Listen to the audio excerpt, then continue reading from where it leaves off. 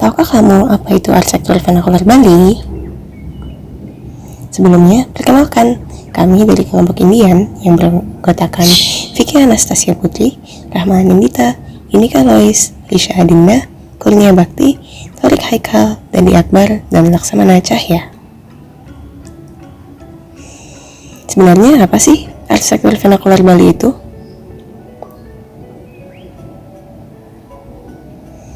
Arsitektur vernakular Bali adalah arsitektur yang merefleksikan konteks lingkungan, budaya, dan sejarah masyarakat Bali. Konsep arsitektur vernakular Bali. Arsitektur tradisional Bali bersumber dari ajaran-ajaran serta tuntunan tentang merencanakan dan menciptakan ruang. Arsitektur tradisional Bali mempunyai konsep-konsep dasar yang mempengaruhi tata nilai ruangnya. Berikut konsep dasar arsitektur tradisional Bali. Yang pertama ada konsep Trihitakarana, konsep hierarki ruang, konsep keseimbangan kosmologi, konsep orientasi kosmologi, konsep kejujuran bahan bangunan, konsep proporsi, Asta Kosala Kosali, dan konsep Tri Mandala. Yang pertama ada konsep Trihitakarana. Trihitakarana yang secara etimologi terbentuk dari kata tri yang berarti tiga, hita berarti kebahagiaan, dan karana yang berarti sebab atau yang menyebabkan. Dapat dimaknai sebagai tiga hubungan yang harmonis yang menyebabkan kebahagiaan. Ketiga hubungan tersebut yaitu prahyangan, pawongan, dan palemahan. Selanjutnya, ketiga hubungan yang harmonis itu diyakini akan membawa kebahagiaan dalam kehidupan. Dalam arsitektur Bali, hal ini sangat diutamakan dan selalu menjadi landasan pokok dalam membangun. Selanjutnya ada konsep hierarki ruang atau triangga. Konsep hierarki ruang atau triangga adalah salah satu bagian dari Trihitakarana, Atma, Angga, dan Kaya. Triangga merupakan sistem pembagian zona atau area dalam perencanaan arsitektur tradisional Bali. Terdapat tiga bagian, yaitu bagian utama, bagian yang diposisikan pada kedudukan yang paling tinggi, bagian kedua yaitu bagian madya, bagian yang terletak di tengah, dan bagian terakhir yaitu nista, bagian yang terletak di bagian bawah, kotor dan rendah. Selanjutnya yaitu konsep orientasi kosmologi. Konsep orientasi kosmologi atau tata ruang Sangha Mandala menjadi pertimbangan dalam penzoningan kegiatan dan tata letak bangunan. Gambar sebelah kiri merupakan persilangan sumbu Klot Kau dan Kajak Angin yang membentuk Sangha Mandala. Selanjutnya ada konsep keseimbangan kosmologi. Konsep ini merupakan konsep Manik Ring Cucupu, merupakan salah satu konsep induk dari arsitektur tradisional Bali. Untuk selanjutnya ada konsep proporsi. Konsep proporsi adalah untuk menciptakan suatu kesan penataan dan keharmonisan antara unsur-unsur dari suatu konstruksi visual. Lalu ada konsep kejujuran bahan bangunan, yaitu aplikasi material dalam desain, mengekspresikan sikap, karakter, dan kecintaannya pada alam. Lalu ada Asta Kosala Kosali. Asta Kosala Kosali merupakan feng shui-nya Bali.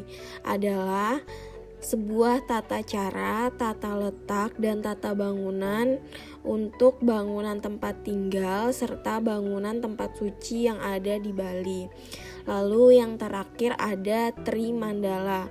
Konsep Tri Mandala merupakan konsep arsitektur tradisional yang banyak diterapkan dalam konsep penataan area Pura Hindu di Bali hingga kini.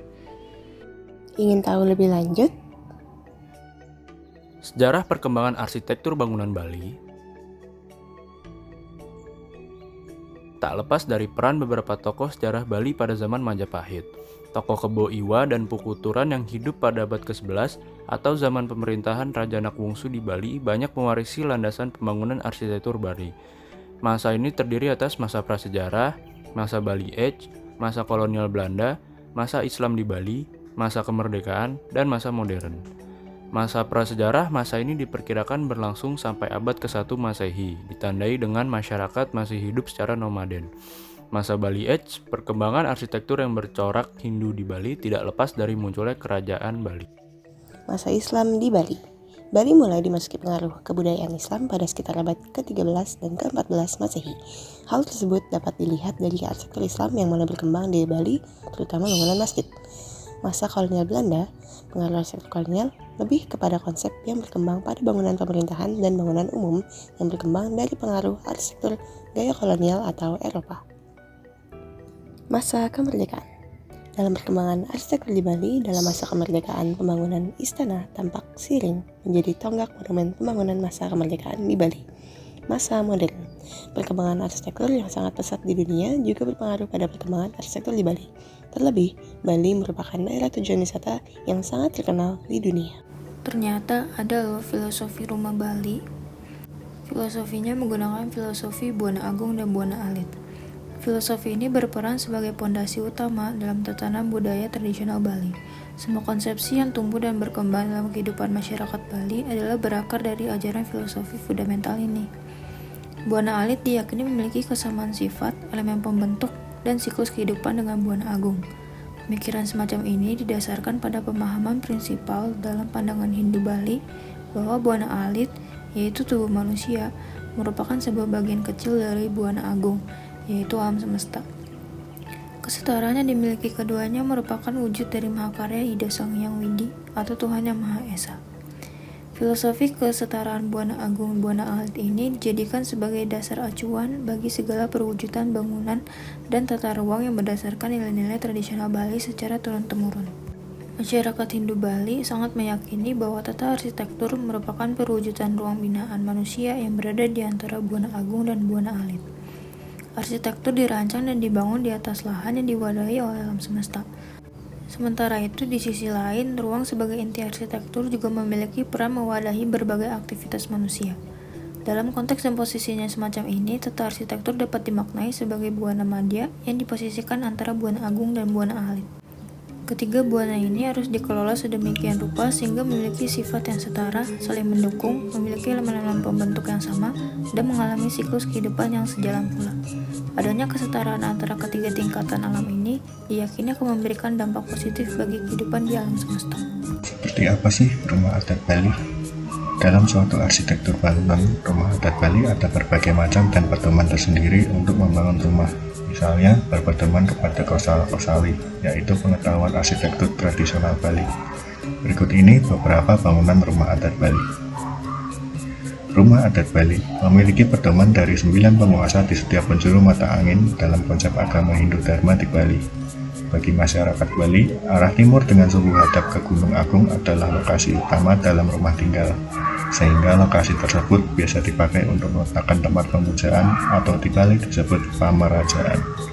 Berikut bagian bangunan dalam rumah adat Bali. Yang pertama ada sanggah. Sanggah merupakan bangunan suci yang biasanya terletak di sebelah ujung timur laut dari rumah. Fungsi bangunan ini adalah sebagai tempat suci atau pemujaan kepada Tuhan dan roh suci leluhur. Selanjutnya ada Balemeten. Balemeten terletak di bagian utara atau di sebelah barat tempat suci sanggah. Balemeten ini juga sering disebut dengan Bali Teja karena tempatnya di zona utara.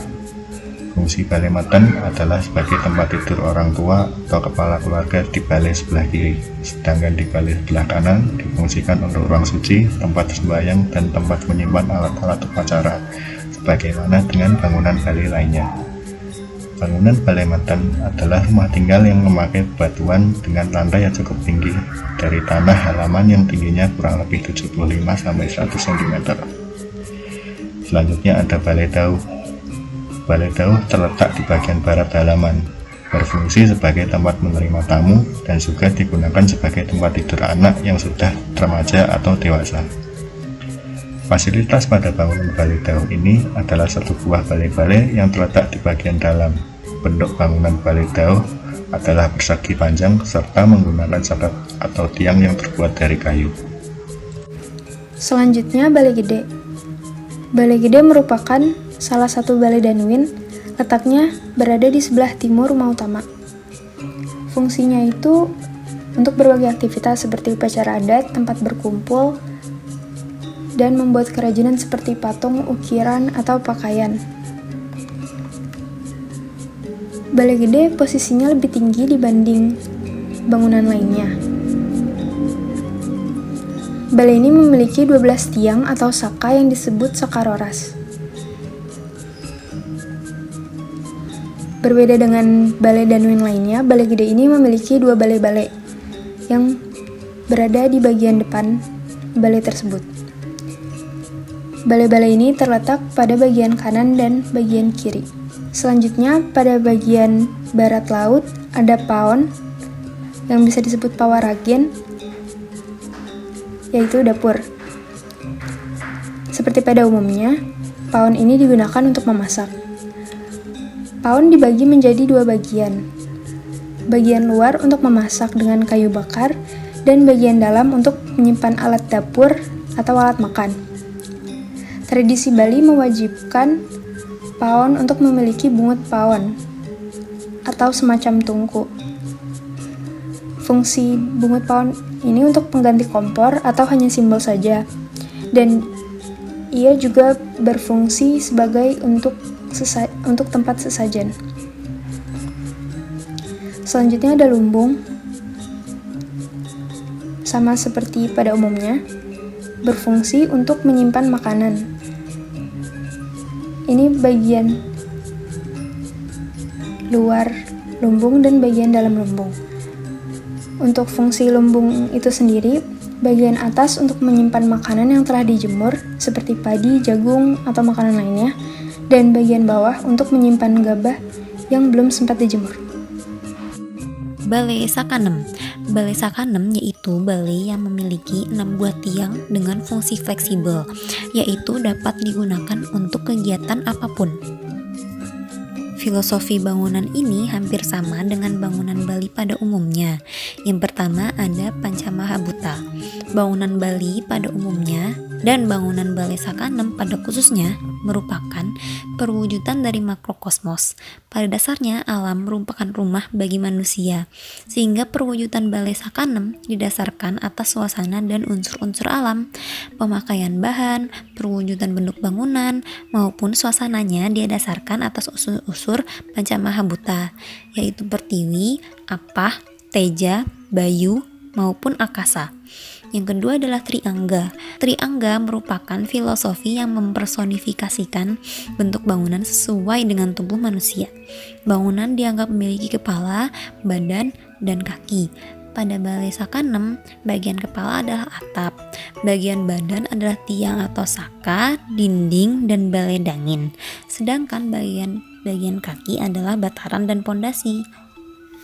Letak dari Balai Sakanem pada suatu pekarangan rumah terletak di sebelah timur menghadap ke barat yang diukur dari Balai Meten. Perhitungannya jatuh pada Indra dengan menggunakan konsep ajaran agama Hindu yang menggunakan konsep Trimandala serta menggunakan arah mata angin sebagai patokan dalam menentukan orientasi tata letak bangunannya. Kemudian ada Natah. Pada permukiman desa pegunungan, natah berupa ruang memanjang atau areal datar berupa ruang luar tengah yang dikelilingi oleh massa-massa bangunan. Dalam budaya Bali, ruang natah difungsikan sebagai ruang untuk kegiatan ritual. Yang pertama yaitu pecaruan. Pecaruan adalah upacara ritual dalam rangka mengharmonisasikan ruang melalui korban suci kepada buta kala. Yang kedua adalah upacara pitrayatnya, yaitu upacara membersihkan jenazah. Tujuan upacara pecaruan yaitu untuk menetralisir kekuatan-kekuatan negatif atau teben dalam lingkungan perumahan atau lingkungan desa, sehingga tercipta keseimbangan ruang skala atau konkret dan ruang niskala, yaitu abstrak. Di samping itu juga, natah secara kosmologis sebagai pertemuan antara akasa atau langit dan pertiwi atau bumi. Secara fisik, ruang-ruangan ini juga dimanfaatkan sebagai titik kumpul dalam menghadapi situasi bencana seperti gempa bumi. Yang terakhir terdapat angkul-angkul. Angkul-angkul itu sendiri dalam bangunan di Bali yaitu pintu gerbang. Angkul-angkul itu memiliki 3 bagian. Yang pertama ada atap, yang kedua adalah aling-aling yang berada di tengah-tengah, dan yang paling bawah merupakan tangga. Terdapat 3 makna utama dari keberadaan angkul-angkul di bangunan rumah. Yang pertama yaitu estetika. Keberadaan angkul-angkul memberikan nilai estetika tambahan pada desain rumah tradisional di Bali. Yang kedua, ada fungsi magis, yaitu pembangunan angkul-angkul di Bali tidak dilakukan secara serampangan. Pendiriannya dilakukan dengan memperhitungkan asta bumi serta asta kosala kosali. Yang ketiga yaitu keamanan. Keberadaan angkul-angkul memiliki peran penting untuk menjaga keamanan. Setiap angkul-angkul disertai dengan apit lawang di bagian depannya. Apit lawang itu sendiri punya makna sebagai penjaga keamanan dari segala ancaman kepada pemilik rumah. Demikian penjelasan yang dapat kami paparkan mengenai arsitektur vernakular Bali. Atas perhatiannya kami ucapkan terima kasih.